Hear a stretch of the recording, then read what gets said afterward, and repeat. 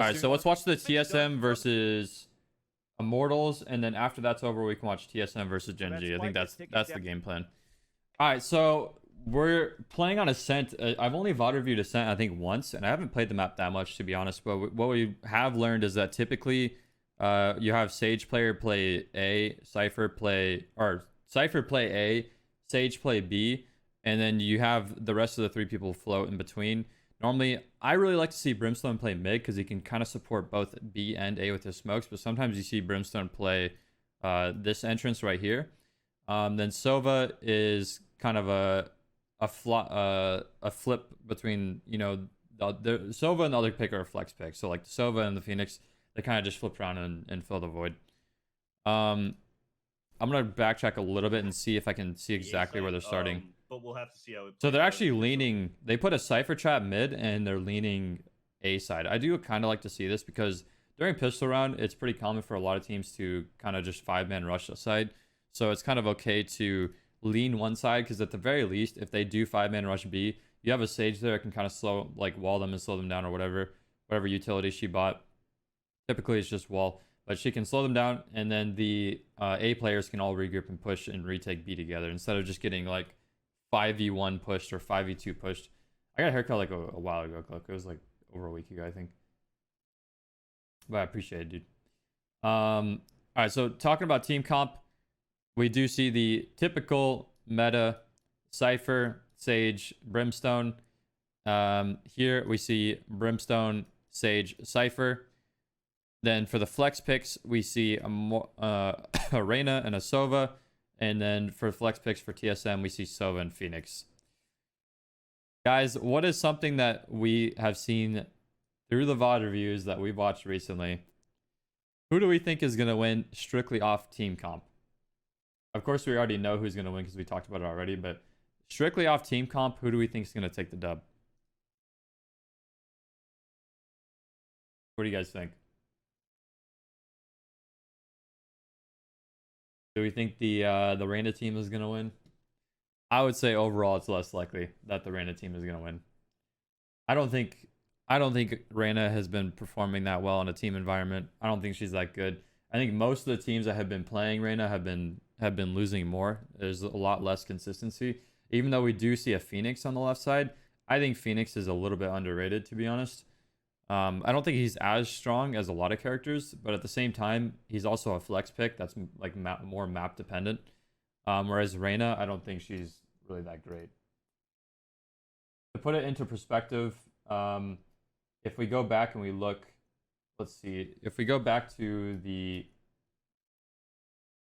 tournament and we check the quarterfinals games. Yo, Ferroni, thank you for the 33 months. Much love, bro.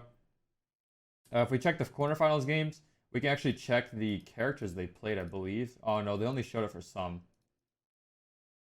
All right, so we can check the Genji versus China team. There was no Reyna played. Me and the Dogs, we have a Reyna being played. They actually did take a dub, but the other team also had Reyna during the Me and My Dogs in Code 7. Let's see, Code 7, no characters. I really wish they put the characters for all. Right here, T1NA played Reyna. China did not play Reyna, and they won 13-4. That's kind of a stomp. So, right here, once again, Way Too French versus Echo 8. Echo 8 played Reyna.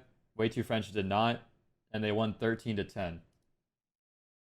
They didn't put all the character picks for all of them, but like based on like all the VODs that we reviewed and a lot of matches we've seen, typically you see Reyna team comps lose a lot more than non-Reyna team comps. And we, just to spoil this game before we review it, TSM does win 13-8. So they do end up winning this game too. Yo, DJ, thank you for the 2 months, bro. Much love, dude. The difference one character can make is nuts. It is. I mean, it adds overall consistency, but at the same time, it really does depend on like your overall skill level, team comp, team play, map, etc. But at the same time, I think Reyna is just not that great, to be honest. So it's like, I think that character specifically is a bait. A huge bait. When did this tournament take place? It took place right now. They're actually playing the finals right now. We're watching the quarterfinals. No, we're watching. This is the semifinals. This is top four between TSM, Immortals, and then the other two teams were Genji and Code 7. Genji takes the dub in the other match, and TSM takes the dub in this game, and then they're playing in the finals right now. It's TSM versus Genji in the finals. We're just watching through the past broadcast.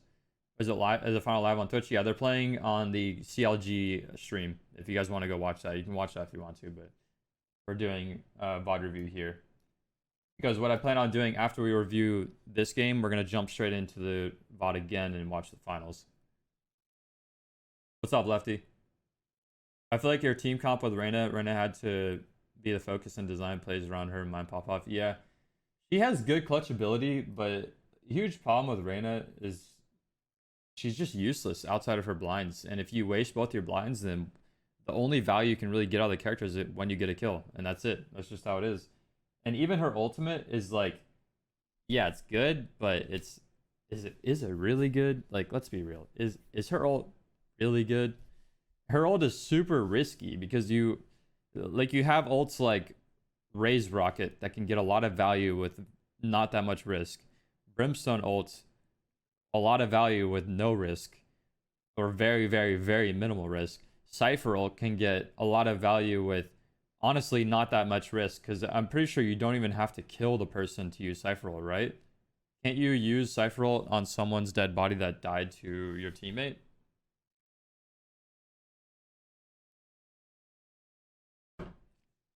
See, another big problem with Reyna is that she has to get the kill on the person to get value out of the orbs. Like, she literally has to get the final blow. That's a huge issue. Because if she gets an assist, she can't use her heal, she can't use her fade. So it's like, that also makes the character even less consistent. Whereas Cypher, like, let's look at all the best characters, right? Like, Sage gets her ultimate is like a lot of value with no risk. Brimstone, a lot of value with no risk. Cypher, a lot of value with no risk. Phoenix ult, a lot of value with minimal risk. Sova ult, same thing, a lot of value with minimal risk. All these characters are just consistent. Very, very consistent. Same thing with what other characters are played that are very strong right now? You have Breach, same thing. Breach has a ton of value with not that much risk because his ultimate is so strong that it's like doesn't really matter. Like you hit them and they get screwed over, right? What else is played? You have what other flex picks are there? Why am I like stuttering with character picks? There's the Flash characters. There's Phoenix, Breach. There's Sova, Jet. So Jet is kind of like an exception because Jet ultimate it's risky for sure. But at the same time, Jet ultimate adds a lot of flexibility and versatility to her kit, and she's such a unique character anyways. And she was struggling heavily being a good character at the beginning. But I think after her tweaks and her playstyle of being a really good op character and a good flex pick on some maps, Jet also did find a place at the top level in meta. Viper, she can get kind of a lot of value with. I mean, her ultimate is risky because she does have to be in gunfights to kill someone around her ultimate. Whereas a lot of other ultimates, they get kills or get value without actually worrying about dying. Whereas Viper can die in her ult. The problem with Viper is she's such an awkward character because she affects her teammates as well.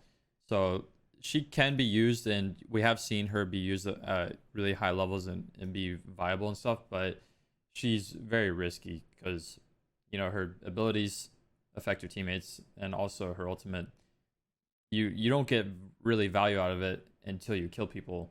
Like, you can block off areas, I guess, but you have to be in the areas to use it, and it's just a little awkward. All right, let's get into the VOD review starting now. After I start in 1 second. Do do do do do do do do do do.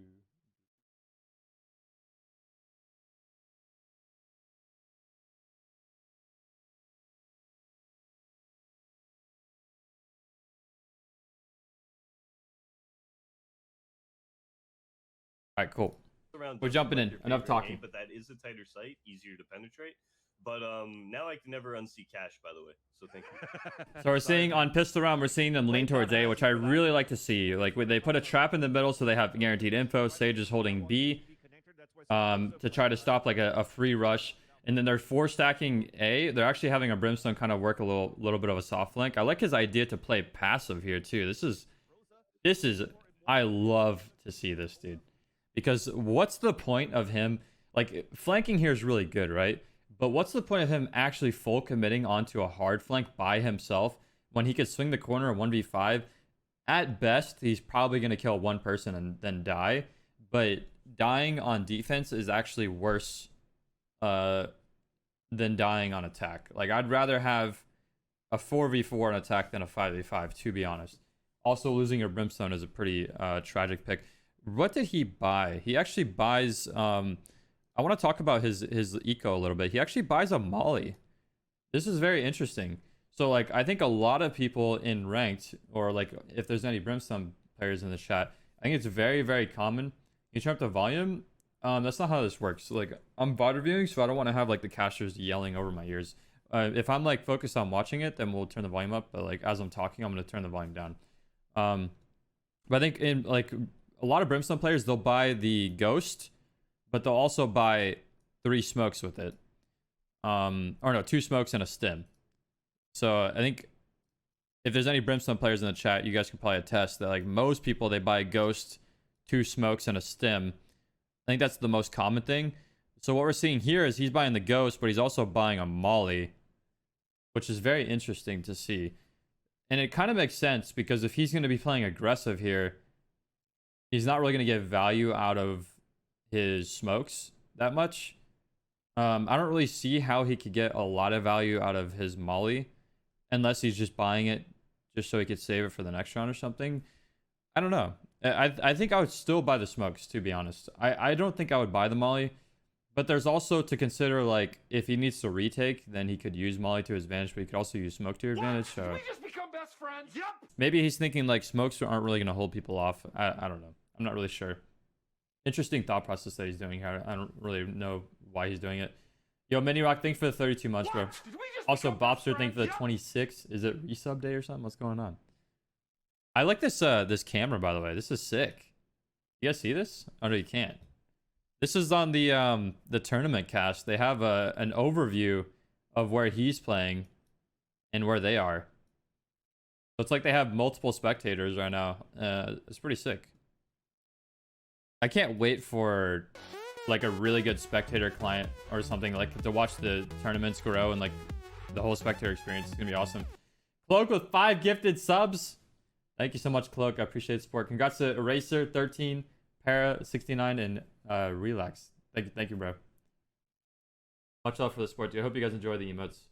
When I get to force into playing Rim, I typically buy armor, 1 smoke, and molly. Yeah, so there's like a lot of different options that you could do with Brimstone. And I think I would probably opt towards buying Ghost most of the time, because I think it's good to have Ghost on some of your characters on your team, because like your Sage is going to buy light armor, right? Your Brim can buy Ghost. I think Cypher probably should be buying light armor because I think his utility is really important.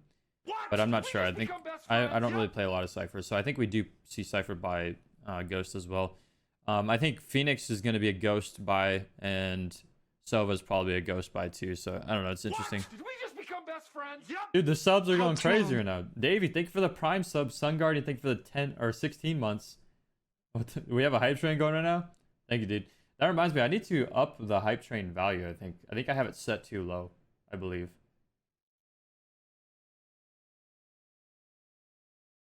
This one isn't new yet. The huge emote is new, but the cozy one is, and the rippy emote is too. All right, so let's keep going. I like his idea of flanking here, getting prime positioned, but not committing to it. Because look at this. Not only does he get an insane amount of valuable info for his team, but he also kills 2 people with 2 clean headshots off the bat.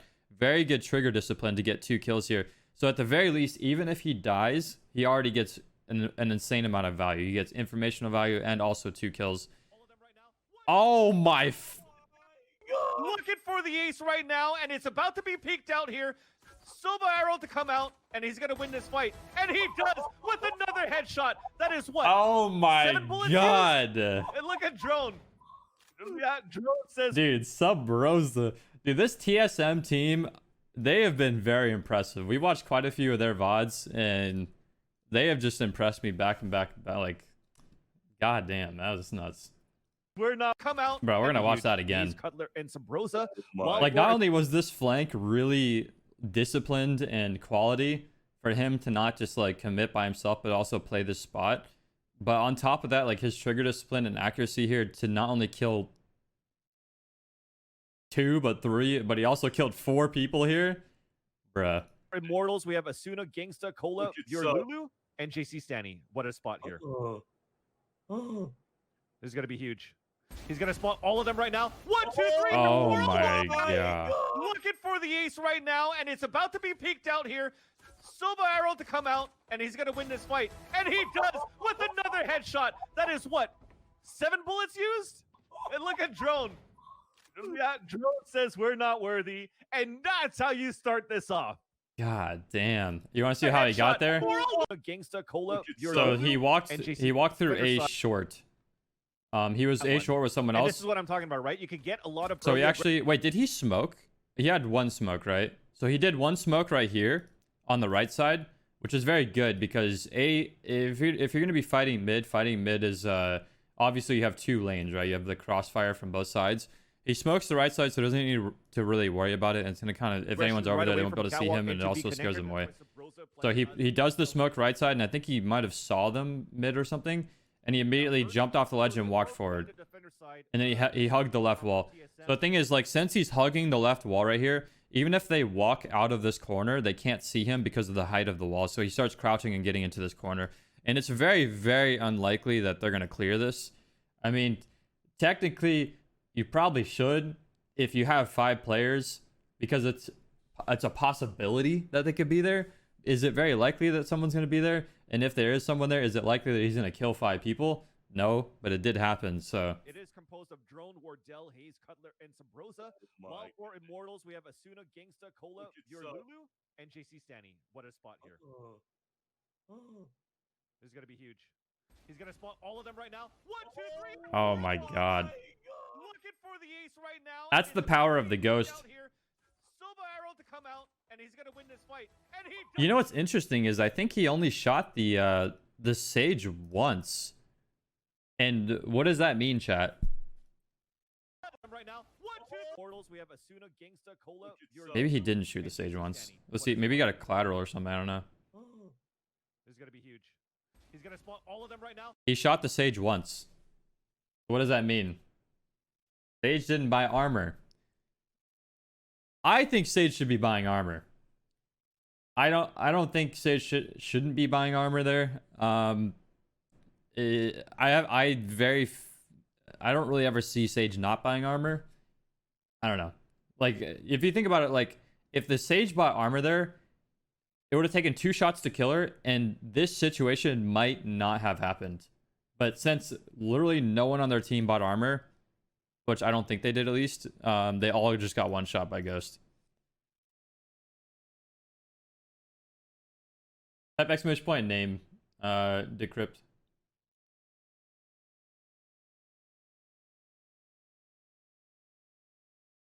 If they push A, since there's a door that is closable, no one in the back most of the time. They don't need a wall.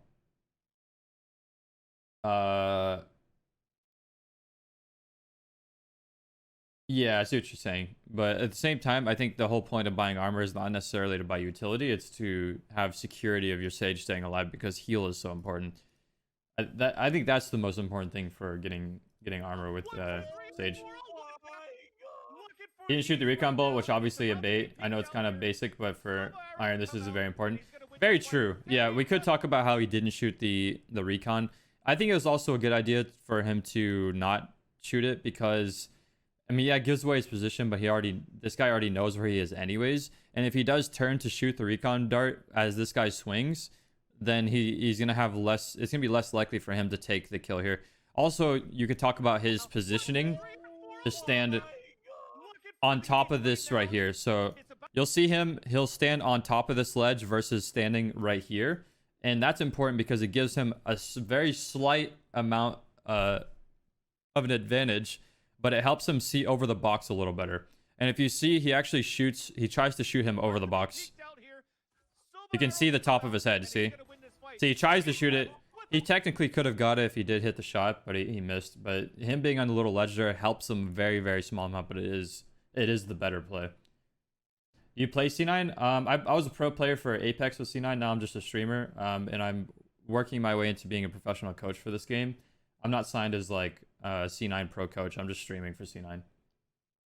Basically, just content creation right now. It fucks up the crosshair placement a bit of Sova. Yeah, that as well. Overall, it's just more beneficial across the board. So that was really insane. First round already. Jeez. All right, so this is something I want to talk about because I feel like during the second round, a lot of people don't really know what to buy.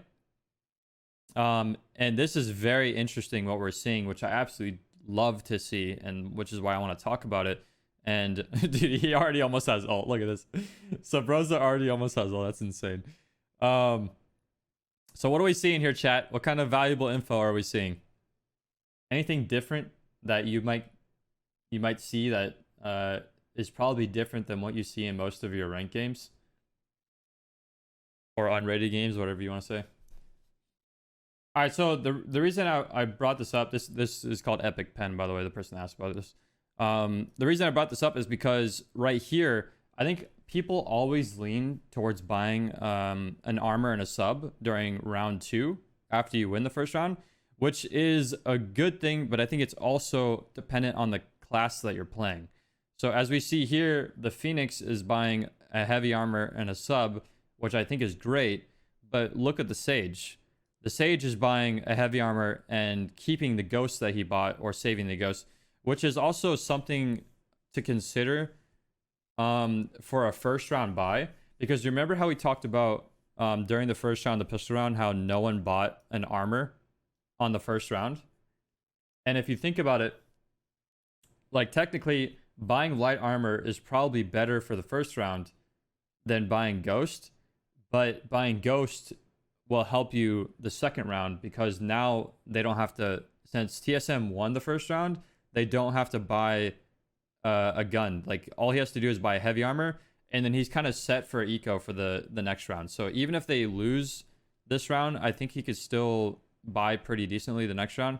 But obviously they're probably going to win this round, and they can full buy on round 3. Whereas normally what happens is, like the Phoenix, for example, if he buys a sub, then he's going to be stuck with that sub for round 3. Whereas the Sage, she can buy probably a full gun if they win this round, the next round, and she can also buy utility. And it's very unlikely that they're going to lose this round because they have armors and they also have a Marshal, and they have 3 ghosts and a sub. So if they get eco'd this round, then they kind of deserve it. So I think it's worth the risk to buy this type of eco where you go for just ghost and heavy armor and don't spend money on a sub. You can also do this if you don't buy armor. If you play it really risky, you can actually buy an op during round 3. I don't know the exact eco value. It depends on your character and the abilities that you bought. But if you kind of keep your ghost, or don't buy, if you buy like a light armor and just keep your ghost, during round 3 you can buy an op. And that's probably something that we might see from Sabrosa. I think if anyone is going to op on this team, it's probably going to be Sabrosa. Do we think any other characters are going to op? Probably not Sova. I think Sabrosa is the person that's going to run the op on this team. I'm not completely sure. Is that why Brim has no armor? I don't think Brim has purchased yet. So he bought heavy armor, see? He bought a ghost and heavy armor. Wait, he never died, so he already had his ghost. So he just spent 1,000 on heavy armor. If they win, I don't know how many credits they get. I wish there was like a way of knowing how much credits they get if they win. So if he gets no kills and they win this round, do we know how much credits they get? 3K? He gets an additional 3K? Wardell is the opper? Okay. I mean, it makes sense because he's buying a a Marshall. So he could actually buy an op. So even if Wardell dies, so Broza could buy an op for him. They'll figure it out. We'll see. Can one-shot it all 4 of them. So we're seeing a full save That from was just a great Immortals play. besides the one person that Even bought in Ghost those because he had enough money. Sometimes you'll see people miss the opportunities, and that's not what happens there. Subroza capitalizes on it and gets those kills. I'm not sure why Cutler moved his Watch the chat. Sabrosa again as when he why did Cutler move his tripwire? first came out as And that's not We what need to happened. break this down a little bit. 4 of them. Why did he do that? No, but that Is it was because just they a saw great him put it play. down or something? Even in those situations, sometimes you'll see people miss the opportunity. Why did he do that? To avoid the shock dart? Did he see that he was gonna do it? One-shot it all 4 of Did he know the shock dart was coming though? No, but that was just a great play from him. I mean, even in those situations, sometimes you'll see people. I mean, if he was gonna predict the shock dart, then why did he put it down in the first place? Voice cue? Miss the opportunity We can go back and and then peaked and one-shot it all 4 of them. No, but that was just a great play from him. I mean, even in those situations, sometimes you'll see people miss the opportunities, and that's oh, he actually did hear it. So we couldn't hear it because the casters were talking, and I'm not sure if we'd be able to hear it anyways. But he heard, obviously, he heard footsteps probably, but he also, I think he heard the actual shot, and that's still like, that's just like a misplay by the other team, right? Is it a misplay to shoot the shock dart like this? Because it's giving him info that they're shooting it, and he already has the heads up play. He's like, oh, shock dart's coming. I'm just gonna move the. that's not what happens there. Subroza capitalizes on. I mean, that's a really fucking heads up play by him to even like think about that. Obviously, I mean, if you're spending time scrimming and you're used to people doing this, and you're playing Cypher, you should be doing things like this. This is the type of thing that pro players are going to be doing with ease without even thinking about it. Where a lot of people who don't play the game professionally or play ranked or play low rated, whatever, when they play Cypher, they're not going to think like, oh, they might shock dart this to clear it. I should probably be ready and then grab my tripwire so I don't lose my tripwire for free. This is something that you're not going to see most people do. I don't think I kind of agree, Worker. I don't think he should have replaced it. I think if he did it, he probably should have done it a little sooner. Gets those kills. It ends up getting killed right away. At the very least, maybe consider putting it somewhere else. But I kind of agree with what you said about how you probably should have activated his cage and then put the tripwire in the cage so they wouldn't see it. But I don't know. watch the chat. Maybe he thought that he can get it Sabrosa off again as before. when he first came out as a CS player. He's cheating. Nonetheless, though, Wardell. All right, so Wardell gets up 2 picks from they try to entry through cage. It didn't really matter that he didn't have a tripwire. Running through cage is already a bad idea. Also, they're on eco, so them flooding through is making it likely that they're gonna die. Where they don't have armor, so Wardell one shots with the Marshall, picks up 2 kills. Good for him to support his teammate at A. Exactly what you want. So Broza also gets a kill on Asuna. While that happens, Cutler gets a pick on Cutler. Cutler only lost his ghost, so it's not like he lost a gun. Del as Sova actually with the Marshall getting to. So there's a Sova arrow, I think, ping that player, and Wardell swings through the smoke and ends up killing him. Running through the smoke, headshot onto Kohler. And then Wardell kills the last guy. So when you look at And it, a fourth one. even, you know, the attacking team, they're on eco, they got a kill, but the person they killed only had a ghost anyways, so it's not like it really matters. So he's probably going to be fine the next round. Easily defends the A block. So All right, so now we're gonna check out the buys. Please pause. Thank you. All right, so now we're gonna see these buys. So we saw Sage. She only bought the armor and the pistol. During round 3, she's actually buying a bulldog. So I wasn't sure if she was gonna buy like Phantom or not. She can actually afford Phantom, but what's the problem with buying Phantom this round, chat? If you're the Sage player, she has 3,100 credits, which is a lot of money. But what's the problem if she buys a Phantom or a Vandal over the bulldog? No, well, no, she has 3,100 extra credits. She just bought this bulldog. Abilities, won't have enough eco for abilities. So the problem is if he buys a Phantom during this round instead of the bulldog, his teammate has a Marshall. His teammate also has a sub. And yeah, these guys have Phantoms as well, but they're more likely to lose this round regardless because the other team has 5 Phantoms. So if he invests even more money buying a Phantom, not only is he gonna hurt his economy even further, but it'll probably make it so he can't buy full utility plus a Phantom the next round. Whereas this next round, even if they lose all their players, they're probably still going to be able to buy because Sabrosa will be able to buy. Wardell is going to be able to buy for himself and another gun for a teammate. And then Drones can be able to buy. He can buy too. He might get screwed, but he could probably just buy like a pistol or something and pick up someone's gun, whatever. He'll buy sub.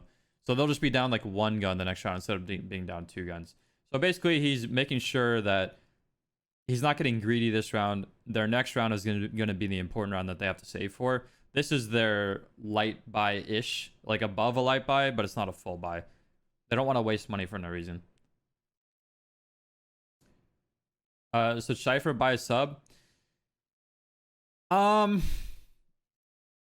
be honest, I think the Cypher, with how his eco is, I think he should buy a sub. But at the same time, they probably have confidence that they could probably still pull through with a win this round. They do have an early Brimstone ult, and if they get a pick, if Sabrosa or Cutler gets a pick, then they can pick up one of the enemy guns for their teammates. So him buying a Phantom does help their chance significantly to win the round, but it's not going to be too much of an over investment if only two of them buy. So it's kind of interesting to see. If a trip gets broken and they pick up animation, you still get your trip back, and it shows the break animation. Interesting, Miles. I didn't know that.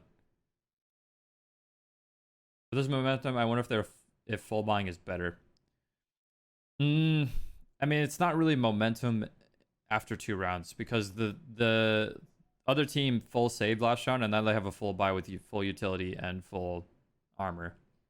So they got to be, if on paper the attacking team has the advantage here with eco, so you don't want to overinvest too much. Like this round, their main goal is to get kills so they can hurt their economy, so the next round this team will be screwed over because look at their eco.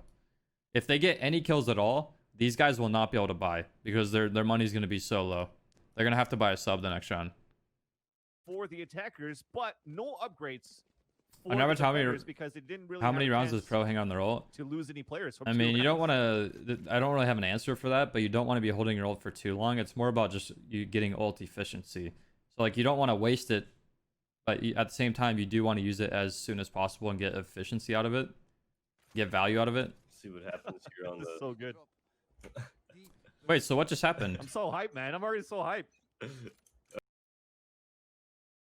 Oh, it said Wardell like sold his gun back, but that's not possible because he had a Marshall, so I don't really know. That was just a great play from Sabrosa.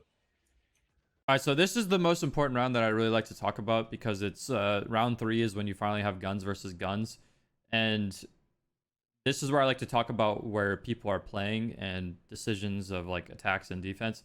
And what's something that we can point out that we see on the minimap here, chat? There's something very important that we see. That's very obvious. He bought an op. Yeah, I think he's too greedy to buy the op, to be honest. I think he sold it back and kept the Marshall. The Cypher was playing A, right? The Cypher was playing A. And now look who's playing A. The Sage is playing A. And the Cypher is playing B. So they kind of... The first 2 rounds, they conditioned the enemy team that the Cypher was A. And now they're putting Cypher B to switch it up. Keep them guessing. And it's just good to do this sometimes. You want to swap sides. Because you don't want to always play the same exact spot and make your team easy to read. Also, I think the Sova switched sides as well, I believe. Unless Sova was leaning A the first 2 rounds. Sova was A side on A short. Now he's playing mid with the Cypher. Phoenix is playing mid. Brimstone's playing here. We see a lot of smokes, by the way. At the beginning of the round, we see 4 people A side. Reyna is holding a lurk over at B. And we also see smokes at offensive smoke to cut off A short. Also, mid, and then we see a defensive smoke to cut off. What do you call this? B mid, I guess, for attack. B mid tiles. I don't know the callouts for this map at all. Tiles, okay. Yeah, I don't know the map yet because I haven't really played unrated that much, and like obviously ranked isn't out yet, so it's like you don't even get communication. I haven't been scrimming. Stop trainer.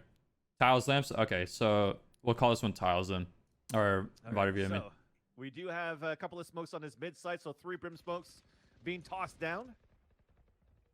And then we're trying to take this mid control here for the attackers. So Immortals moving. So attackers gets free mid control, but they can't really do Silva much with it arrow yet. To try to get, or recon arrow, sorry, to try to get some information towards the defender side.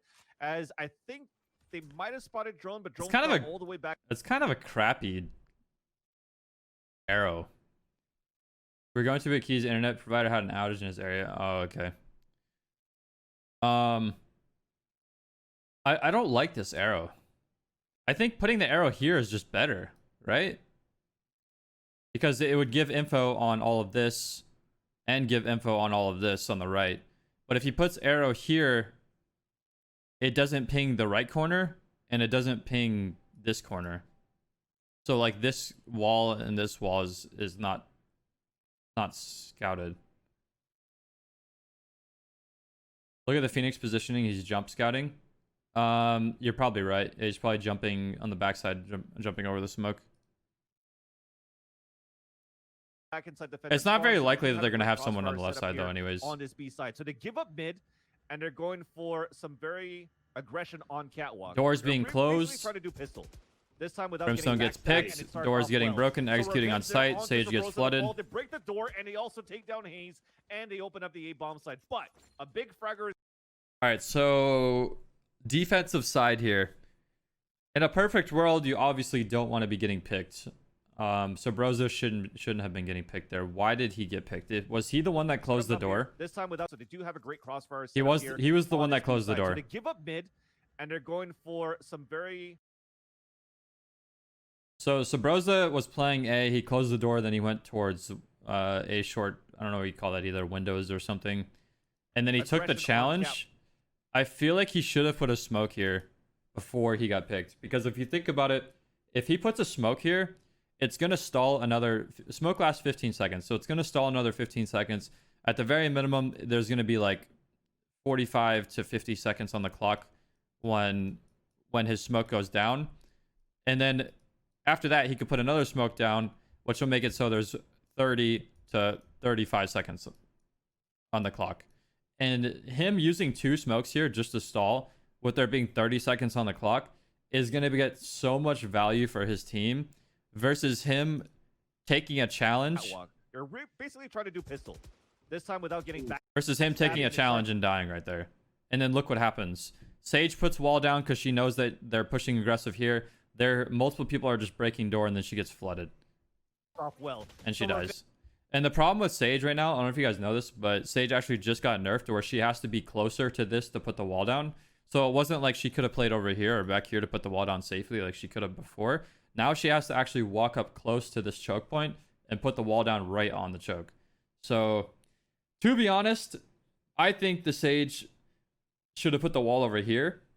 But that's pretty fucking hindsight. Obviously, hindsight, she should have put the wall over here. But the door was there, so she was thinking, I just want to put the door on the smoke because there's people over here, and I don't want them to run through the smoke so I can watch the right. She kind of got caught out here a little bit. We see Brimstone smoke right here, which is her teammate's smoke. So Brimstone used the smoke at tiles, which is over here on the blue X at the beginning of the round. That smoke faded. Then Brimstone put a smoke right here on the left side where my webcam is. This is the defensive Brim smoke. So I'm assuming why he didn't smoke over here is because you don't want to double up your smokes with Brimstone. You want to space them out over time on defense. Because what is your goal on defense, chat? You guys know your goal. What is your ultimate goal? The number one goal you want to do. It's to get the clock down to 0, right? That's the whole point of defense. It doesn't matter. Your goal isn't to kill all of them. It's not to defuse the bomb. Your goal is to get the clock down to 0. That's your first priority. Obviously, if they plant the bomb, you want to try and defuse and win, or you want to try and kill them and kill all 5 and win the round. But technically, you could win 12 rounds on defense. You can actually win the whole match by not even getting a kill if you stall perfectly every time to get the clock to 0. It's a possibility. It's not going to happen ever, but it's a possibility. So their goal is to get to 0, which is why on defense, when you're playing Brimstone, you don't want to double up your smokes because smokes stall for 15 seconds. And that's really strong for cutting off choke points for long periods of time. And if you're doubling up your smokes, like if you're putting a smoke here and over here at the same time, that's only going to stall 15 seconds. And then after the smokes are done, you don't have any more because they already used one early in the round. And then they can just pressure site for free. So typically what you want to do is you space your smokes out one at a time. You block off lanes one at a time. So it's kind of risky for him to smoke here and then watch this. A little unfortunate. I wouldn't say it was a misplay, but it's something to consider that I don't know. It's definitely something to consider. I think what should have happened, which is a little bit hindsight, is I think the Sage should play close. Either this X or the X on the left. Not at the choke, but like to the side of it. I think the Brimstone should be smoking here. And then if the Sage hears anything or like corner peeks and sees people, then she should put her wall up. Because this wouldn't happen to where the Brimstone just gets walked on and killed and then they don't have any Brimstone smokes. And I don't think it's very likely that the Sage is just going to get flooded through on A side and killed for free. Who smoked mod to scout for info on catwalk? The Brimstone smoked. So what happened at the beginning was the defensive Brimstone smoked tiles, but at the same exact time, the offensive Brimstone smoked mid and A short. So the attacking team automatically took control of mid because they flooded in from this yellow line. Because everything was smoked off, and except for this, so they automatically took mid control, which made it so the defensive Brimstone smoke that hit tiles was completely wasted, essentially. I think, back to what we were saying is, I think the Sage should have considered playing, she should have considered playing here, somewhere in this area, so she could wall easier, while also not being killed from here. And the Brimstone should have been using his smokes over here. Should I spend 10k champ points? It's up to you, man. I think at this point, we'll fall back. All right, so they get flooded onto A. What guns did they lose? They lost a Phantom. No, they didn't. Cypher had Phantom. Who else had a Phantom? It was Phoenix, right? Did they lose Phoenix? They did lose Phoenix. Did he have Phantom? No. Who was the two people that bought Phantom? No, it wasn't Phoenix. Some B over there. And they opened up the A bomb side. Basically fell all Who bought? We talked about this before the round started. trying to take this. It was Sobroza. So Brimstone died So high, with man. I'm already so high. Brimstone died with the Phantom. Side, so 3 Brimstones. But they do keep the set up here on they the do C keep side. So they the give up Cypher mid, Phantom. and they're going there, and that should be an Some B over there. Up the ice wall, but there's already 2 or 3. Wardell looking to save his Marshall. I'm surprised enough they're They actually opened the trying to door. hunt him down. Because they invested a lot of money versus no upgrades here on the defenders.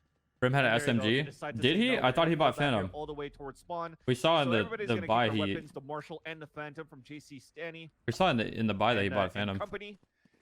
And now it's gonna be Oh, he has enough for a full buy here. Maybe he sold back and bought a sub at the last second. I'm not sure.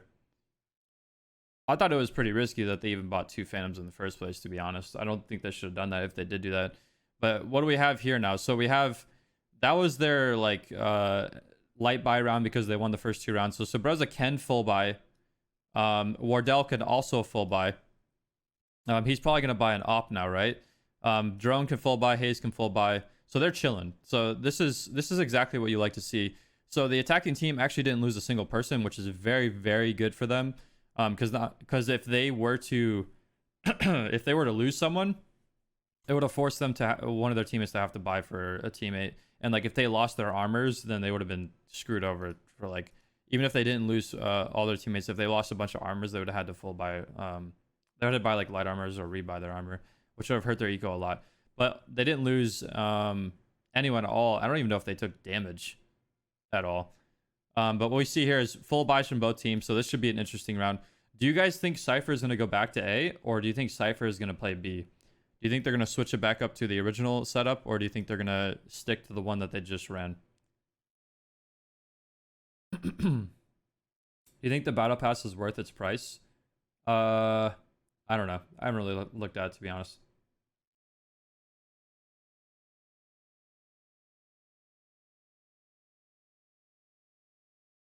Dude, Marco, I think the Cypher is going to go back to A.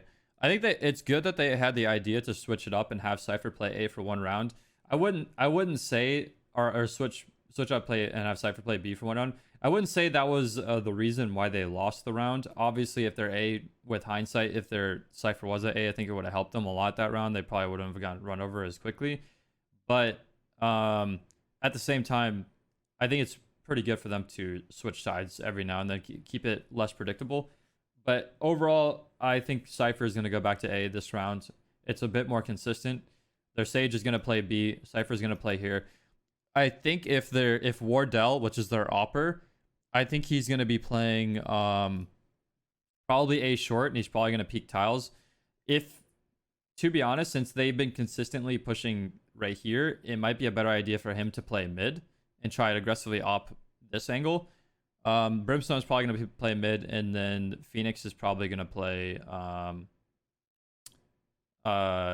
this like mid connector area. We'll see what happens though. Phoenix has been playing mid, so we're probably going to see Brimstone and we mentioned before. So that gun run's going to come. Brimstone has been playing A short, so it looks like he's going back to mid too. We know how dangerous that could be. So this is what I thought we would see right here. Twitch rivals from other events that we've casted this TSM lineup. Brimstone's actually going B side. Man, I want to see them maybe supposedly get knocked down from their throne. Is it going to be Immortals? Yeah, that's the thing. I'd like to see it. Just by the way that round was played, right? You saw the explosiveness of the Immortals team, right? And we got to see if TSM can put a halt to that, because if we see a couple more rounds with this So did Wardell buy an op, by the way? Explosive Immortals side. Did we see if he bought an op or not? It's going to really cost TSM the match. They need to put a stop to the important thing to know is that if Wardell bought an op, what kind of info does he have? They know they have double op. Okay, so they know that the attacking team most likely does not have an op because they all had phantoms the last round. And what's the point of them like just wasting a phantom, throwing it on the ground, and buying an op? I don't even know if they could afford it, but even if they could, it's just not worth it. So he knows that if he aggressively peaks at the beginning of the round, or if he tries to take a challenge anywhere, it's going to be his op versus an enemy phantom, which is more of an advantage for him. So it allows him to take more risky peaks at the beginning of the round, which is where sometimes, like, if the other team has an op and you're peaking defense at op, it could be really risky. So you got to watch out for that. Even though defense op has a better angle because you can see first before the attacker. Asuna going down. That is a massive kill. Hayes gets a really big pick on the B side. Reyna dies. Fragging out his Kohler. Wow, opens it up onto Wardell. Explosiveness once again. Nice. Okay, that's huge because they killed the opper. So at first trade, it was a double peek towards and they get A side again. First one to fall, but then it's just a one. All right, so we need to break down why were they so easily able to walk through. Brimstone was playing B. The Sova didn't really have stall, and he missed his op shot. So I think that's why that happens. Did he miss the op shot? Oh, and look at that. Actually, Asuna going down. That is a massive kill. That's the Reyna now. That's somebody that you want. So he misses his op shot and he gets picked by Kohler. I think they should consider putting a tripwire like here. Tagging out his Kohler.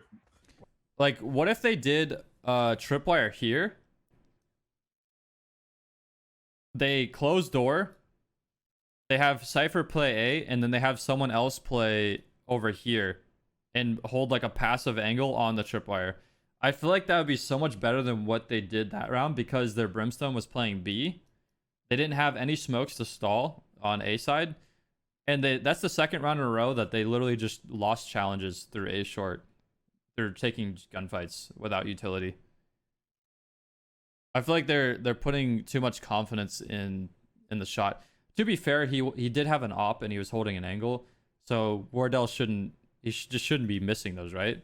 Did he like die because he missed, or did he die? He did get a shot off. So Asuna going down. That is a massive kill. That's the Reyna now. That's somebody that you So he just misses the shot. That's what it came down to, was that he missed the shot. That's unfortunate. want fragging out is Kohler. Wow, Opens nice. it up onto Wardell. Explosiveness once again. Okay, Cutler falls down as well.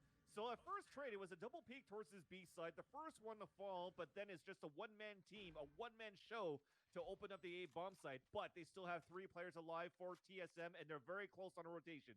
So that spike is ticking down, and Drone is looking to flank. They're going to break that wall open. So they are going for a 3v4 retake here, which I do like to see. They're breaking door really quickly, and they're breaking wall. Very important that you do that quickly, because you need to open up the lane. Like, them doing that doesn't mean that they're forced to go through this doorway. They don't have to, but it also opens it up and makes it a threat. So the other team has to watch it. So they probably are going to force through this regardless, but it makes it so that they have to watch it. So if they choose to flank and go high ground, or choose to somehow go all the way around here, which they won't because there's not enough time. But if they did do that, it makes it so that other team isn't like guaranteed they don't have to watch this doorway. Now they have to watch it because the door's broken and wall is broken. What's up, Tiger? How you doing? This Brimstone ultimate is And Devin. onto the Cypher just a little bit more to the All right, so Brimstone ult is used on the left side, doesn't kill anyone. So Hayes opens up with the first kill onto Hayes does get a kill, but ends up dying. They're gonna know that someone is there. See where that crossfire is set up, and it's Kohler at A main, and now here Lulu looking for that last player. It's gonna be Sabroza. So Broza picks up the op and ends up getting a kill. They... Ooh. Ooh, that's actually pretty good for the team. That's nuts. They didn't win the round, but they made the Who is that more beneficial for? So if we do see a save, oh, okay, so we are going to see a save come out from TSM, but again, we're talking about that explosiveness out of the Immortal side, and that's something that young guns have, right? It's when you get that first entry, you roll with that momentum. When that crosshair's Good on op the kill. head, it moves to the next head. And it He should have just swapped to his... keeps going. He should have swapped to his knife there, probably. Sabroza, or TSM is on eco now. I almost said Genji. Immortals, they won the round, but they also lost all 5 players, so now they're forced to full buy, which isn't really that big of a problem because the previous round they didn't lose a single player, so that's why it was really good that they didn't lose a single player the previous round, because I think if they did, they wouldn't be able to full buy this round, because look at their eco, it's kind of shot. That's actually really unfortunate they lost 2 players to the bomb there. That wasn't... Was that worth? They did kill someone with an op, but 2 people died for it. What do you guys think? I would say that it's probably worth it, to be honest. But at the same time, maybe not. They kill an opper, but the TSM would have had to eco anyways, because so it would have been 5 guns versus an op and pistols the next round. I think it's worth it because they can full buy, but I think if they couldn't full buy, I don't think it would have been worth it. It keeps going, and the only way to really stop it is to frag against it right up front. I mean, they won the round, but they were going to win the round anyways. You're just going to see them continue on this. So now you see TSM on a save. Shock arrows coming in on the attack. You guys want to know a fun fact about the bomb? So if you have sight right here, and the bomb is planted right here, right? And you know when you're running, how there's like a circle? How there's like a circle around your character?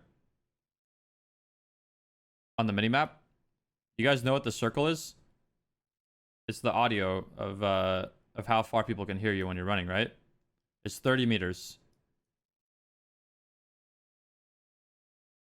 This is the footstep sound. It's also like when you're reloading. It's the audio range on the minimap of how far people can hear you. This also can dictate if you're going to die to the bomb or not. So the bomb, if your audio range is on the outside of where the bomb is, where it's planted, then you'll live to the bomb explosion. But if it's inside, if the bomb is here, then you'll die to the bomb. That's only if you are watching exactly where the bomb is. So you do have tripwires all over the map right now for the Cypher. All right, chat. I'm gonna go to the restroom real quick. This has been an insane VOD review already. We're only 4 rounds in, and this is the semifinals. So we still have another We still have another game, I think. Actually, is it best of one? It might be best of one, actually. We still have the finals to watch after this, though. But I'll be right back. I'm gonna go to the restroom real quick. Back into it. And one to watch the flank. Is Myth a sub now? From that tripwire that's placed on the attackers is that they're not Permanent getting sub, the dude. rest from the A main. They really just want to focus on mid control every single time. So All right, so we see a 4 leaning A. They also have tripwires over at A side. Sage is being pressured through. Oh my god. They actually just walked up mid for free and went straight to B without being pressured. Sage got pressured really heavily at B. They're also during a pistol round here. So what's nuts is he actually got a pick. This is gonna have to come up huge. And he first headshot onto JC Stanley. The Cypher falls. I'm surprised no utility is. Oh my god. Nice fucking kills. It was kind of pointless for her to use utility there because her teammates are still so far away that she wasn't going to get supported anyways. Even if she puts a wall down, the wall's going to get destroyed immediately. So, like, the amount of time that she was going to stall with utility there wasn't really going to help. If she put the wall down immediately at this doorway, that probably would have helped a little bit. But the fact that she got 2 kills with a sheriff is nuts. That was really, really high value kills. Moves now inside the site, and they will get the spike plant. But at least damage done from Hayes did his part inside B. But they lost the res, they lost the heal. They get a res back on the attackers, who should get. Oh my god, dude. 2 kills from Drone, but an orbital strike from Kohler. That's 2 kills on Dude, his own. holy And shit. just like that, it's a 1 versus 2. But on the defender side, Gangster. Eco last man Sheriff standing, versus has the Full Phantom buy, in and hand. it's 2v1 now. Spotted from a spy cam as well, and then he's Huge kill from Gangsta. But does get the first headshot onto Kohler. Good Now, kills. one last Oh one, my headshot god. onto Saprosa as Bro. well. And that should have not come down to it, but at least he does get that clutch. And Immortals take the Whose lead. Brimstone ult was that? What a close It round was. there. They also had. It was the. It was Immortals Brimstone ult. Even the recon bolt. Wow. He doesn't even think about pulling it out. He's like, you know what? Face me straight up. I'm gonna take the aim battle. You can know where I am, but I'm confident I'm gonna win that fight, and that's exactly what happens. Kohler, that's a great Brimstone. Good ult, wall but bang by plus a kill Gangsta there. before he went down to even give his team What's up, Jink? the opportunity to be in that round. What's up, Dirk? Bro, these rounds are intense. TSM is so Sorry, fucking impressive. It starts off here. We start earlier on. A set arrow being shot here. I think that was from Gangsta just to try to get some information from the spawn side into A. They even have an owl drone to look inside there as well. They spot him. He's pinging it towards that hell side. So this could be huge. They're gonna go for. They tried to go for a wall bang first, thinking that he was spammable, but Cutler is all the way in the back, so he's well covered, but position given away. So you see those Sage orbs coming down the ground as well, so he can't really make his way out. He needs the rotation to come soon. Finally, he does, but it's from the sliding door side, and Brimstone smokes all the way from the attacker side. JC Stanley opens it up, but it's traded off by Big Drone. Drone flashes. has been Oh, huge gets every picked round. anyways. That's unfortunate. Fully flashes Kohler to retaliate back onto a headshot. So it's trade after trades, and Wardell is trying to come out. Huge pick by Gangsta. Wardell. Spike is about to get planted, does so. Now we do have the Silva arrow shot out. Generator on the other side of his Nice. opponent, connects onto Kohler. Now shock drones coming on, shock arrows are coming in the front of B main, and he's looking for the defuse, and he sees that from the dismiss. It's good that he got the half defuse here. That was really At heads least I up. think he defused it halfway. Now jiggle peeking is gonna be that Reyna. And what a way to play that time. Wardell still. Damn, dude. That is Really so well sick. played by Asuna. Imagine if we actually did have. You guys see how she got value out of the fade to scout info on the bomb? Really, really good ability usage there to be able to check and see if the bomb is being defused. Also, Asuna knew that Wardell had an op, so you can see how Reyna? the way that he was Looking playing for the this defuse, was and he sees that. his goal was he wasn't trying to hard challenge, he was just trying to stop him from defusing, and he was also trying to just shoulder peek just to get him to force a shot. So if Wardell would have taken a shot here and missed, that's when Asuna would have wide swung and challenged. So he's just hard challenging. I think Wardell, knowing that she kept corner peeking like that over and over, I think he should have taken the risk and taken one of the shots. But he did have the bomb half defused, so at the same time, him doing like him rapping like this is also a good idea because he would have had plenty of time to defuse the bomb. That is so sick. Imagine if we actually did have Wardell as that jet. They also got the op there too, so Immortals is doing really good to come back after a 2-0 initial loss. Asuna jiggling, not committing. Immortals got to play tight there. That was a great round.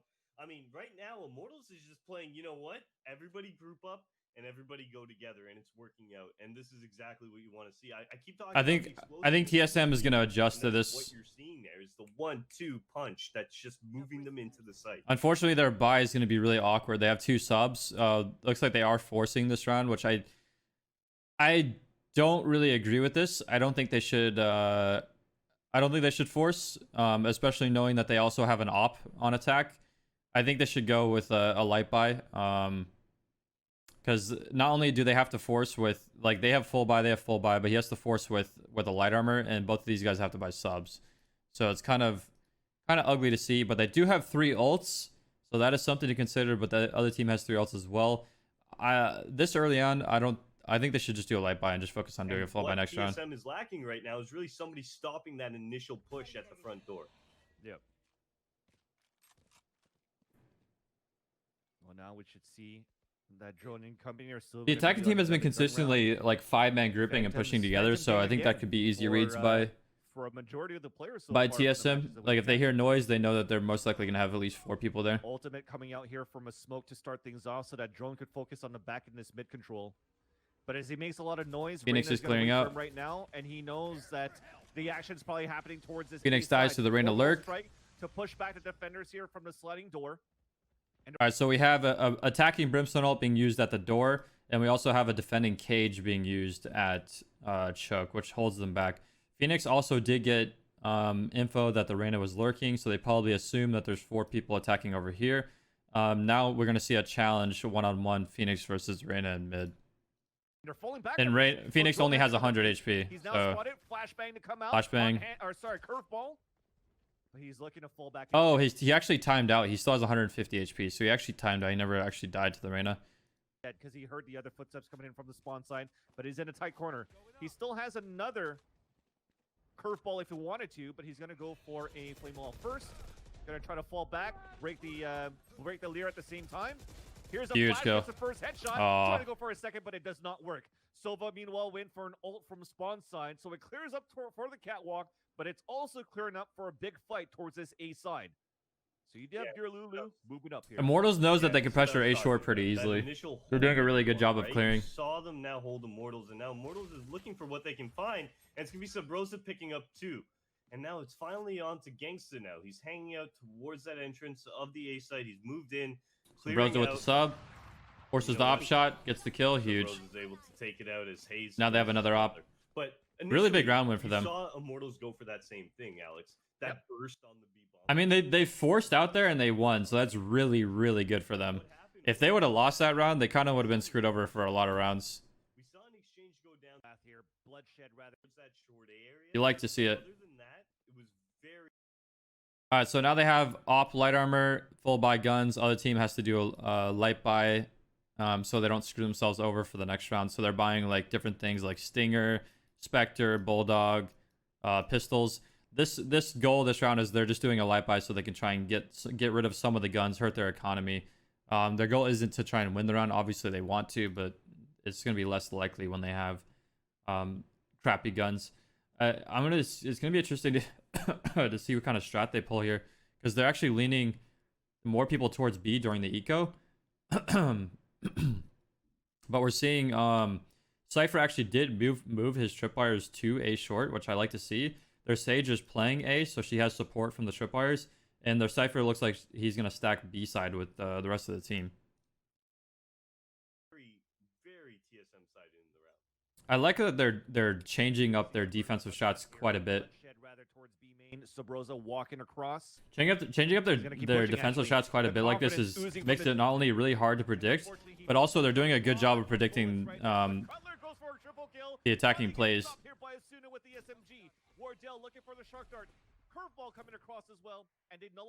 So it's kind of a bad trade for TSM. They killed 3, but they lost 2, and which means they lose 2 guns and give 2 guns to the other team. And also the whole point of the attacking team is try and get rid of some of the guns on the attacking team. So them getting 2 picks on attack makes them happy. Still trying to look for an opening here, Suna should be able to pick up this first kill at least, I think. Huge kill. Able to take down drone now. This is where Reyna shines. That fade was like whatever. It was wasted, obviously, but probably gonna pick up a kill on onto It would have been good if Well, I she think it's the had the 8 possibility of getting angle. traded, I guess. Actually, if he doesn't wide swing, he might be able to pick this one up.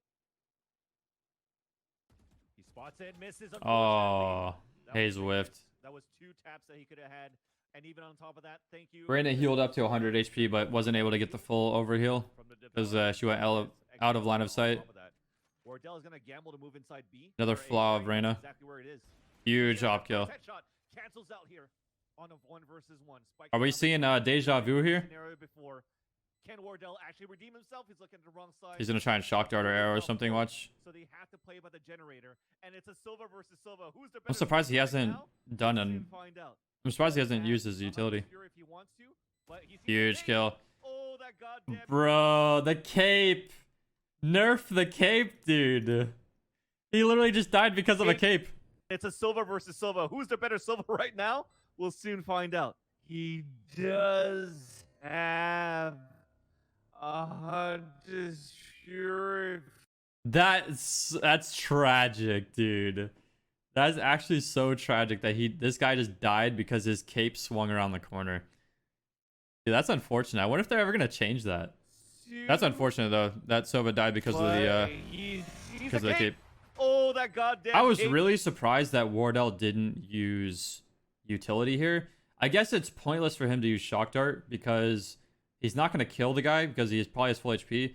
The only benefit that shock dart would help him is if he gets some low HP so he can use his pistol.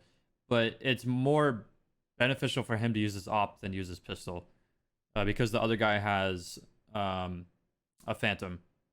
If the other guy had a pistol, then using the shock dart, getting a hit, and then using pistol might have been the right play. Probably would have been the right play. But since he knows that he has a gun, using or saving shock dart, not using pistol, and using op is better. It was still surprising to see him not use his recon dart because he had a free chance to shoot it. He had cover. I think he should have done it, to be honest. But maybe he wanted to like make his position not like perfectly known. I don't know. His position was already kind of known though. See, it wasn't perfectly known, but it was pretty much. By Cutler inside B, holding it as well with a crossfire from Drone as the Phoenix.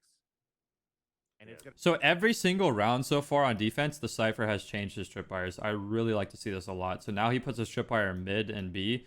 This is something that you don't see very often in ranked, and also in like a lot of other lower tier tournaments, like where like unsigned teams or like tier 3 tournaments, I guess, whatever.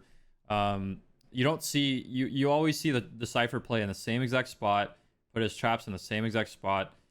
Here we're seeing tripwires put all over the place.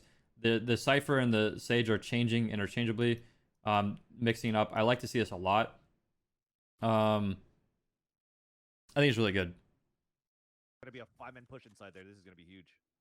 Watch Asuna right now, looking for the entries. As soon as just this fragger. Once again, we're seeing a 5-man rush. This is starting to become very predictable that Immortals is just constantly doing 5-man rushes on a site. And why is this type of information really valuable?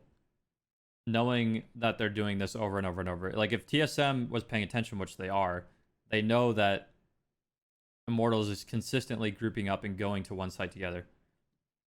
Why is this information important? Because as soon as they hear footsteps or as soon as they hear utility, they can just call position and they can start rotating. So they can basically 4-stack a site and have one person just stay back. Whereas if they weren't consistently doing this, then it probably would be best to only rotate 1 or 2 people. But since they know that they're full rushing almost every time, then they're going to send 3 more people. It'll be more beneficial for a better defense on a faster rotate.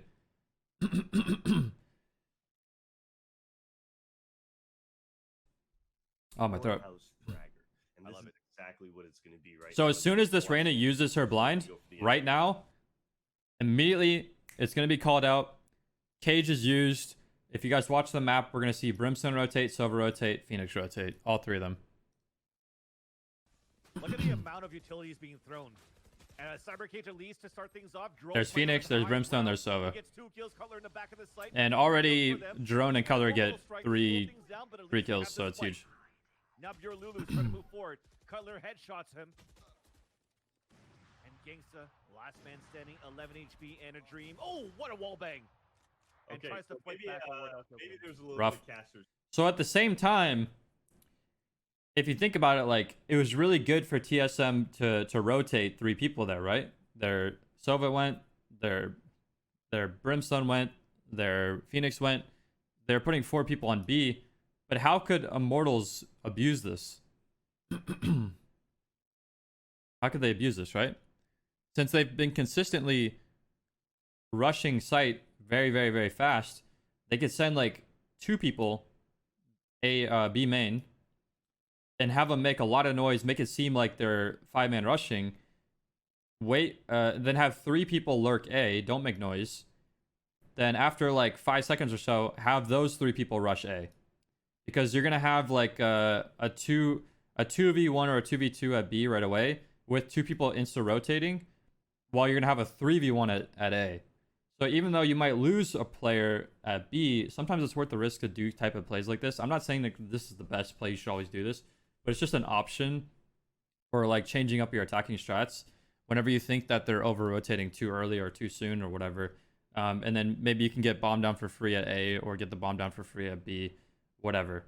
You know, it's worth changing to try to abuse other teams over rotating on defense. What I will say on that is They're on pistol round on attack. We're seeing picks. Just here's an example. Here's a they're gonna miss that operator. We're gonna skip ahead. What's the money looking like on their side to act up an operator rather than buy one, right? All right, what do we got for eco? We got full buy on attack. We have 2 ops, full buy on defense. For our ultimates, we have Brimstone on attack, Sage, Reyna. TSM actually came back, so now it's 6-4.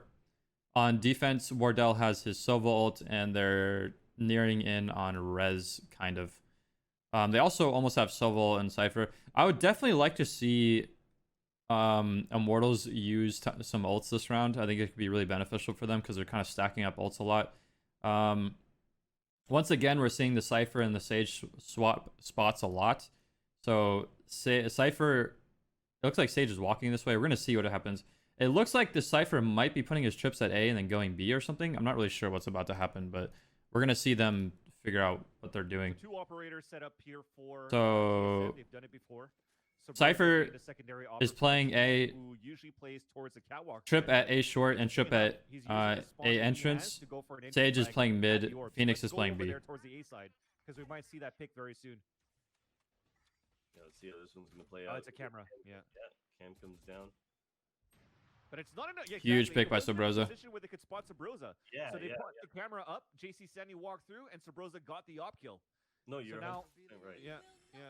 But at least they come out with the res. He's still in the same position. Oh my god, I thought he got the kill for free again. For res there, but at least That was they managed risky to as get the res. fuck. It's still a 5-on-5 situation. They do manage to capture the orb, which actually gives Gangsta the Hunter's Fury on his end, as we saw it used. Phoenix before ult to for recon when spawn, Reyna taking cam down can do it Cooler twice at for the free. mid Talking about side. Cypher cam. As we're still trying to assess towards mid for the attackers. Alright, so they're fighting over mid. Sage slow used mid. Cypher attacking Cypher cage used mid. Huge picks by Hay. Oh, he actually missed the kill on the second guy. Unlucky. Gives them a little bit of life. JC standing now regrouping with them. But you're seeing these individual fights, and they're just not going the way of Immortals now. Immortals just getting picked left and right. They try to also enter C or enter B and got picked over there. Off by Sabrosa.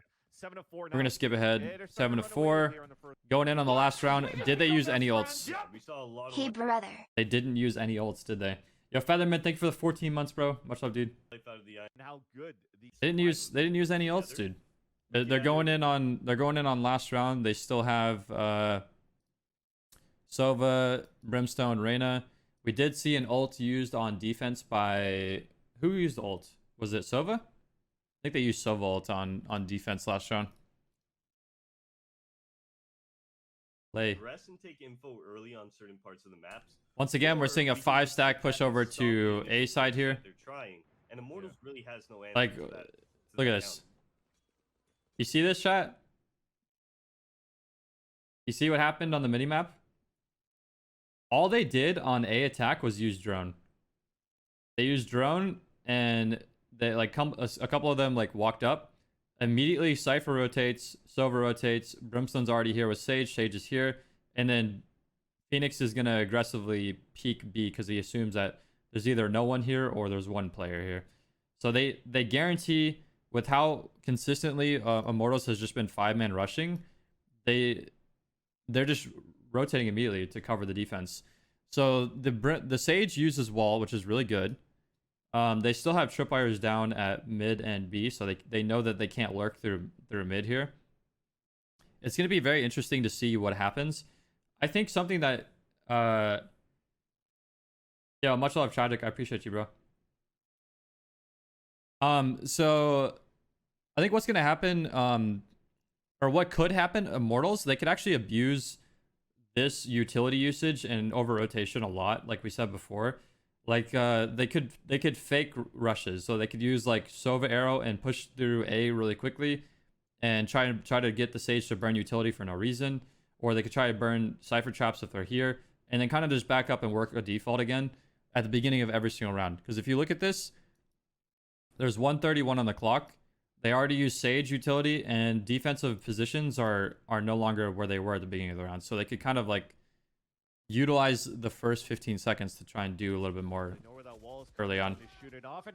So they actually just break the wall and kill the Sage right away.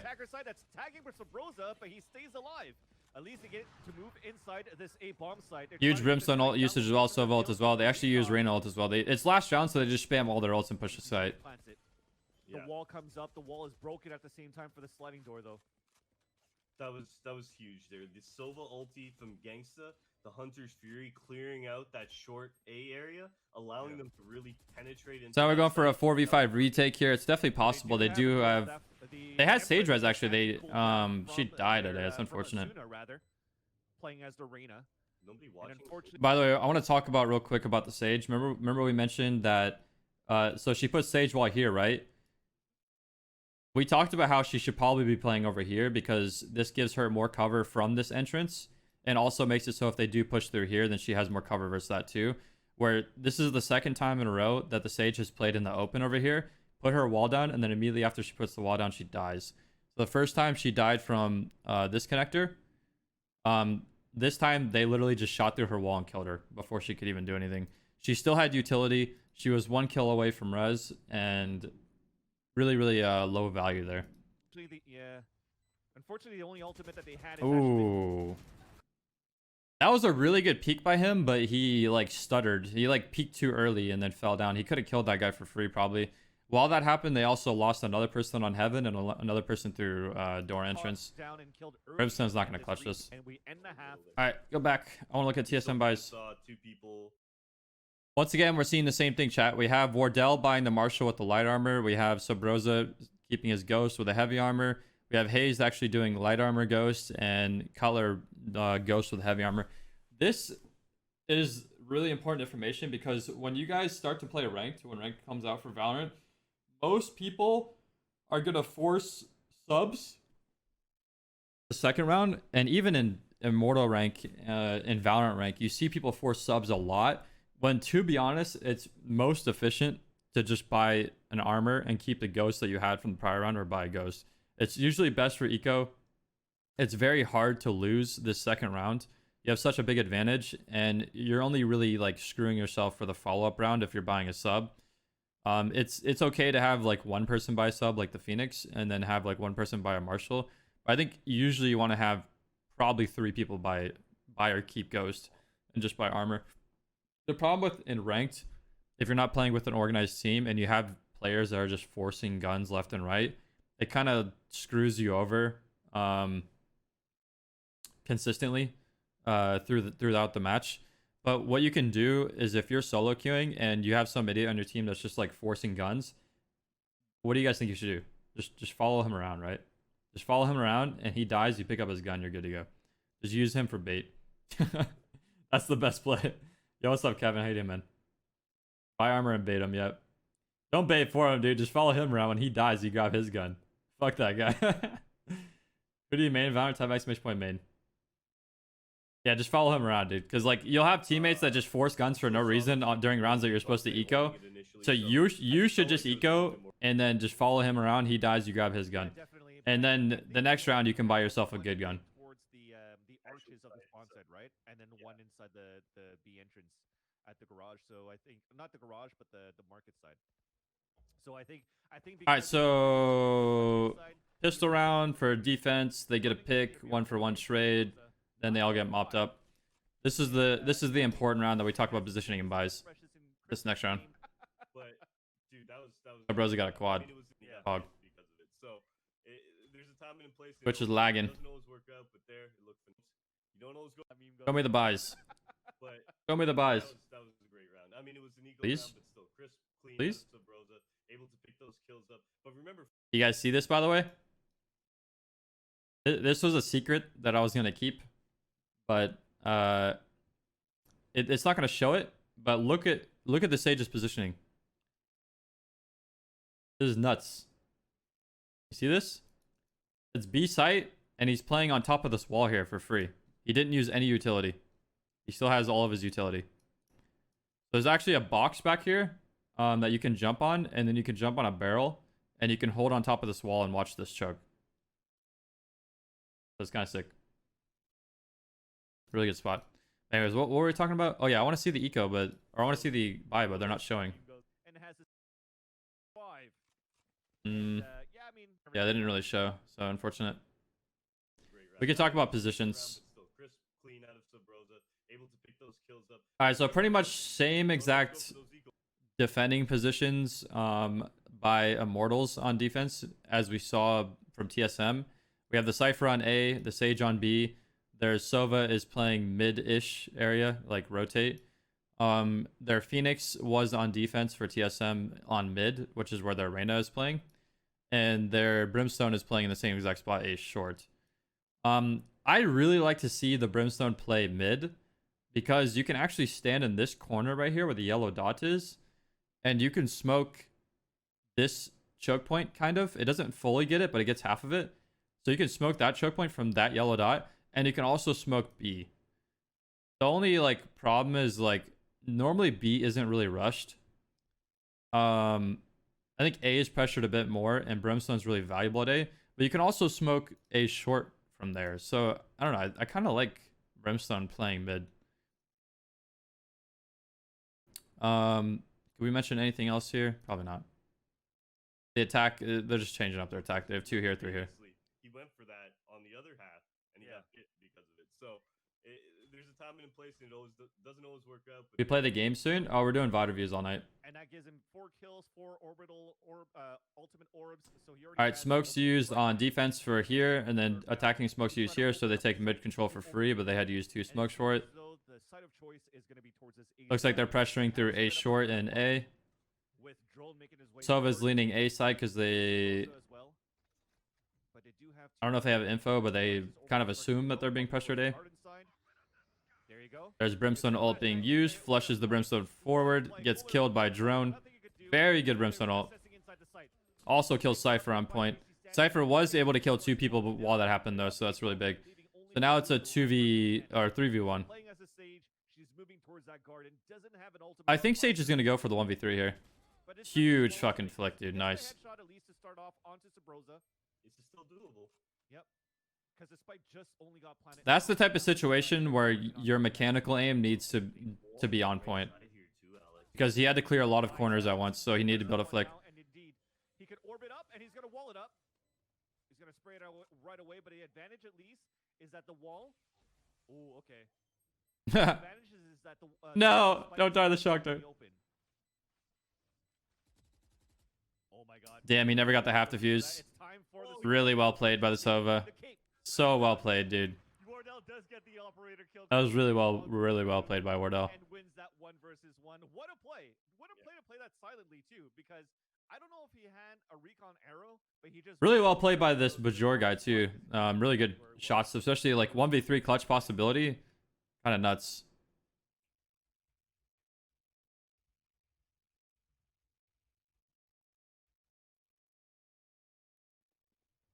Why is it quiet? Okay.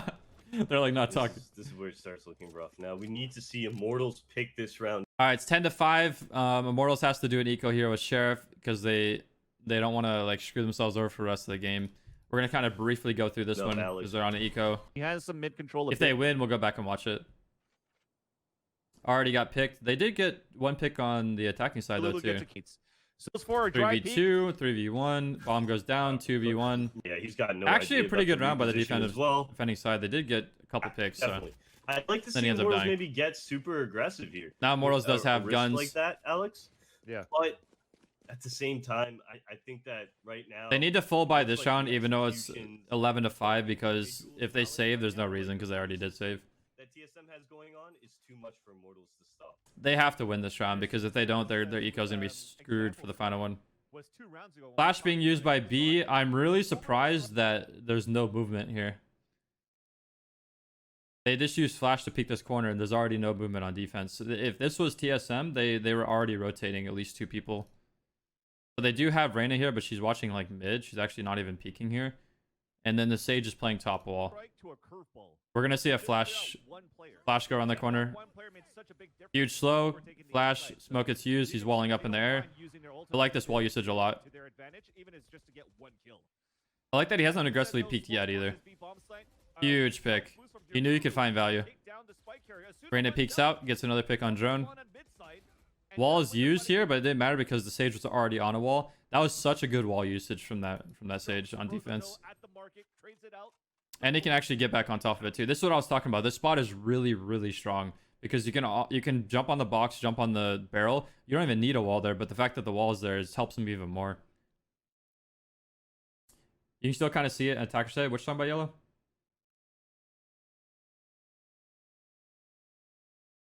They might have patched it, but they have patched a lot of cam spots since released. Are you talking about like putting the camera above A to look at spawn, or not sure?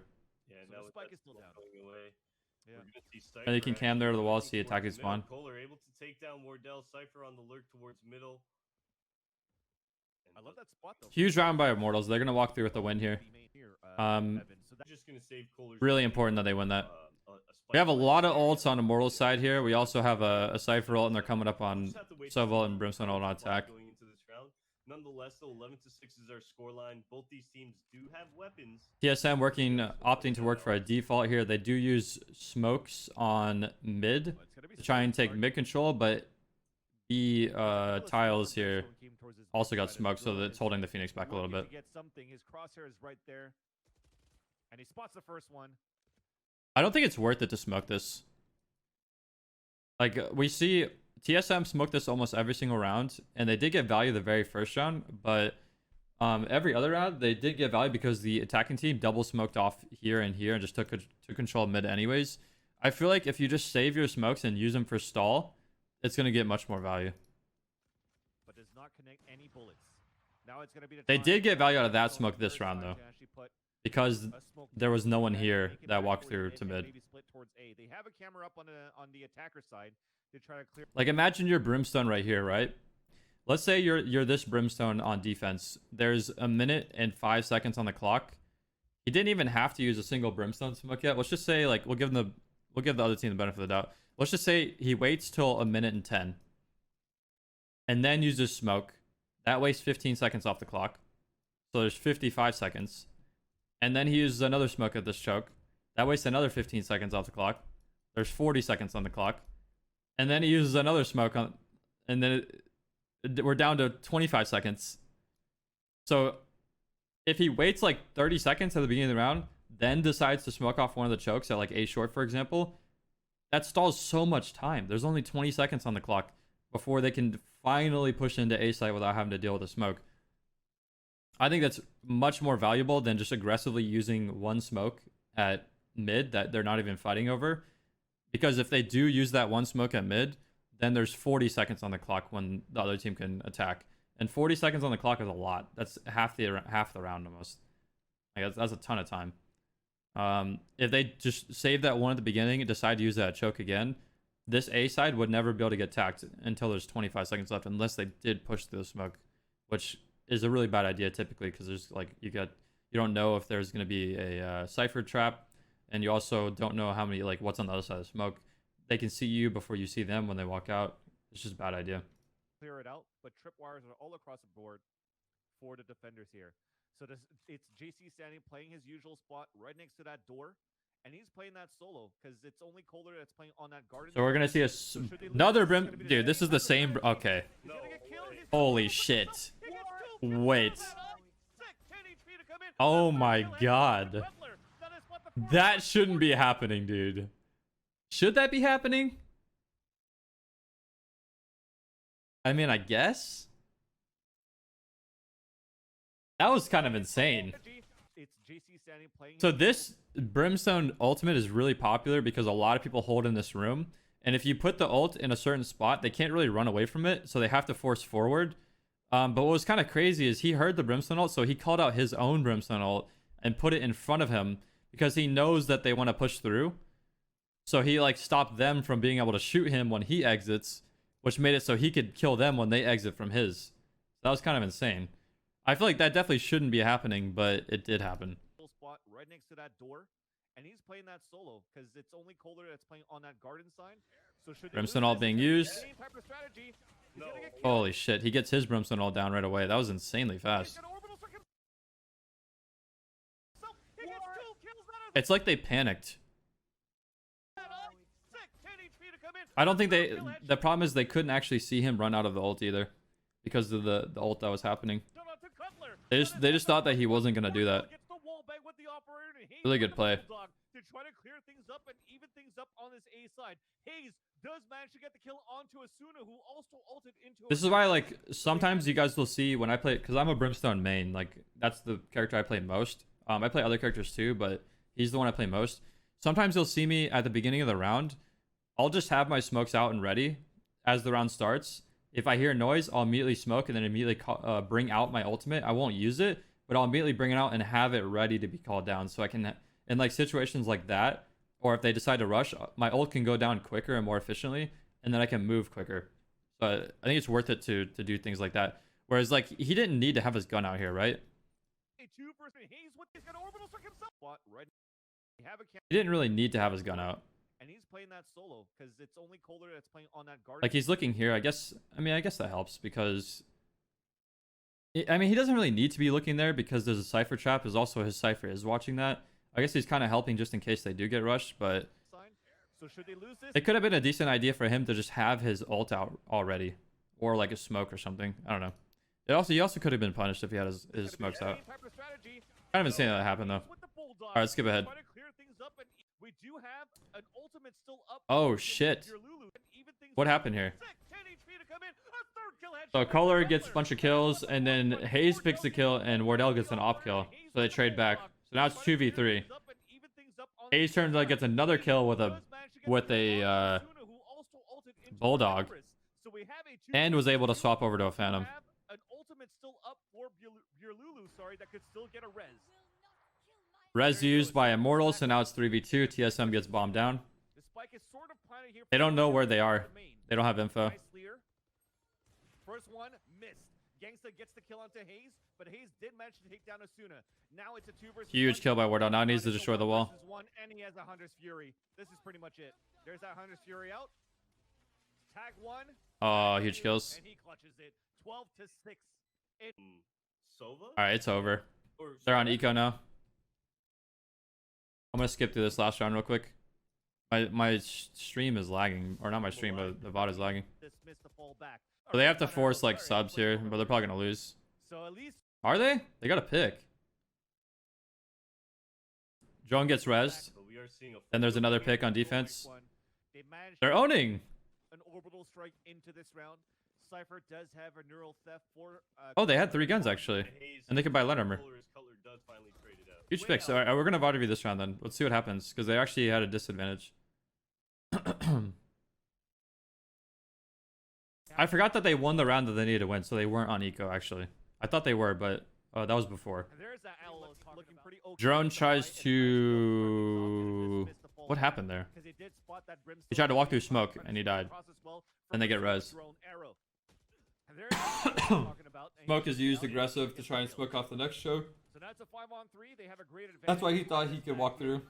Oh no. Now they have Res is used. Cutler gets a pick on Asuna while that happens. Does not connect so far. Unfortunately, no kills. Yeah, but we are seeing a 4-on-4 now in this situation. Brimstone got picked. I'm two actually players missed what moving happened there. towards That short here. The smoke is about to go away, Alex. Be ready. First kill coming in. Danny gets a pick on Wardell. Huge flank by Immortals. Gets Color picks 2. And another trade by Color onto Color. And then, oh, that was just a all-out brawl in mid. Not really much of VOD review on that, other than they were just fighting. That all started because the Phoenix on TS Drone tried to walk through smoke. Because they smoked off, I don't know if you guys caught that or not, but the attacking Brimstone smoked off here. And the defending Brimstone smoked off here. So Drone tried to walk through this first smoke so he could clear this like cubby area. But there was someone playing it and the Reyna killed him. Then it forced his team to have to go for res.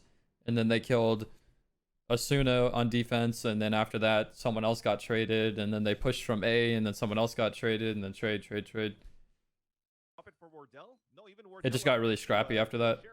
Oh, you didn't see the Cutler clip the other day with the Marshall? Nope. Oh, man. I'm sure chat will fill you in real quick about. Let me know, guys. Add Van Silly on Twitter. Oh, nice. Yeah. No. Do what you want. All right, so into this round, save round coming in for the attackers. It's gonna TSM wants to make sure that they don't throw the whole game because so they want to make sure that they save here and just go for a 5-man rush onto B. They forced Brimstone all out. That's just really good. That's value for them during eco round. They also killed someone, which is another little bit of value. Trades. Really good that they killed 3 people. Really good. What you need to make sure is that everyone's staying alive. That hurt the economy pretty badly. By what team? Immortals. So Immortals, their eco actually got really ruined by that. Stanley can't even buy a gun unless Gangsta buys a light armor. Do you guys think that's gonna happen? I think it should happen. I think Gangsta, if he stayed alive, he might still have his armor from last round. But if he did just buy this heavy armor, he should probably sell it back, buy light armor, and then buy Stanley a gun. So you can have the best buys you can, right? You want Are we gonna see it happen? armor, Yep, here we go. shields. So You want Kohler everybody to be able to buy sold his armor, bought light armor, and then bought Stanley a gun. So now they all have a buy. So that was a really good eco by TSM to be able to get that many kills and force out that purchase from Immortals. Has Immortals been opping like at all? We've been seeing a lot of ops from Wardell. Wardell has been pretty much mostly op this entire game. And we also saw sometimes they buy a second op. And I know op is really fucking strong right now. We see a lot of teams be very successful with the op. Some teams buy 2 ops pretty consistently. And Immortals is just not even buying an op at all. Like, I never see them buy an op. I feel like that's not right. Only time they op is when they get one from TSM. I feel like op is so nuts. Make or break situation. So keeping 5 people alive is very crucial. Alright, I think TSM wins this round on attack.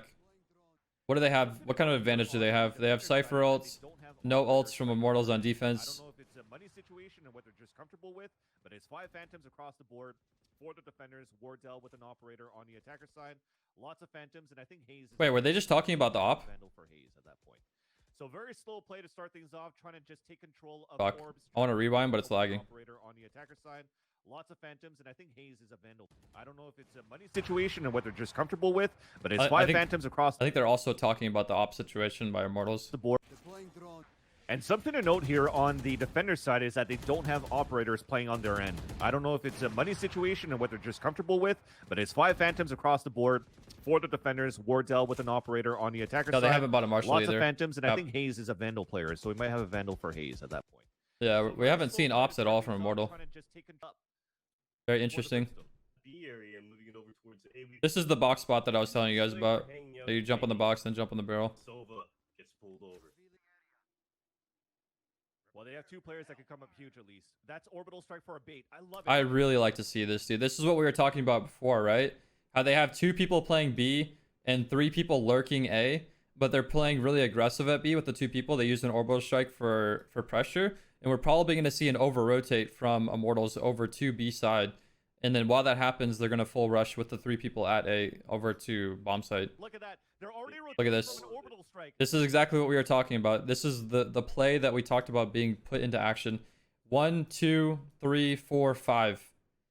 And that they forced a 5-man rotate to B site off of a Brimstone using smoke and Brimstone ult, and then a Sova's just randomly lurking over here.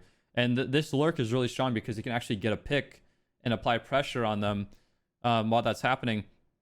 And normally what you do see happen is they would leave one person at A, but they actually just 5-man rotate to B because they've been conditioned to where whatever site TSM is pushing, that's the site that they're pushing. So this is a perfect round for this type of fake where they do 2 people, 1 site, pressure really quickly, really aggressive, make it seem like there's more than 2, force them to over-rotate, and then the other 3 people have a free plant. They push 3v1 or 3v0. In this case, it's going to be 3v0. And they're just walking in cleanly into this A bomb site. This is it. Unless they come with a big clutch on a retake, they're going to close the door. They can't even close the door. They walled it up too early. So they're going to get the spike plan here towards that generator. And this is going to be so tough. It is now a 5-on-2. That should Make be that it. a 5-on-1. Gangster to start things off as a Silva. He's in the back of the defender spawn, looking to see if they're going to push towards him. And indeed they are. They're just chasing after him. And as soon as he peeks there, and there's that drone There it is. on the top of the scaffolding, gets that. There's the kill, dub. And we will have TSM beating him. I'll pause it here so you guys see. There you go. And moving. Pretty good. So this was the semi-finals of the tournament. It was TSM versus Immortals. The finals is going to be TSM versus Gen G.